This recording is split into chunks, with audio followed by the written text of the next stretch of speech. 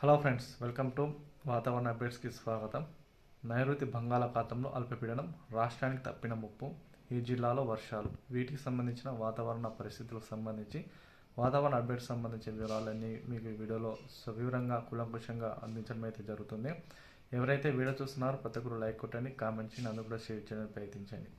ఆంధ్రప్రదేశ్ రాష్ట్రానికి సంబంధించి నైరుతి బంగాళాఖాతంలో అల్పపీడనం ద్రోణి ఏర్పడిన కారణంగా వర్షాలు పడొచ్చని వాతావరణ శాఖ అధికారులు స్పష్టంగా తెలియజేయడం అయితే జరిగింది. అయితే దిశ మార్చుకున్న శ్రీలంక సమీపంలోని ట్రింకోమలి జాఫ్నా వద్ద వాయుగుణంగా మారి దిశ మార్చుకొని అక్కడక్కడ మోస్తారు వర్షాలు కురిసే అవకాశాలు అయితే కనిపిస్తున్నట్టు సమాచారం. అయితే తిరుపతి, నెల్లూరు జిల్లాలకు సంబంధించి గూడూరు, కోవూరులో మోస్తారు వర్షాలు కురిసే అవకాశాలు అయితే కనిపిస్తున్న సమాచారం అయితే రావడం జరిగింది. వాతావరణ అధికారులు దీనికి సంబంధించిన వాతావరణ అప్డేట్స్ అనేది రిలీజ్ చేసే అవకాశాలు అయితే కనిపిస్తున్నాయి. ఈరోజు ఈ యొక్క నెల్లూరుకు సంబంధించి, తిరుపతికి సంబంధించి గూడూరు, కోవూరులో అక్కడక్కడ చిరుజల్లులతో కూడిన వర్షాలు పడతాయని కూడా సమాచారం అయితే రావడం జరిగింది.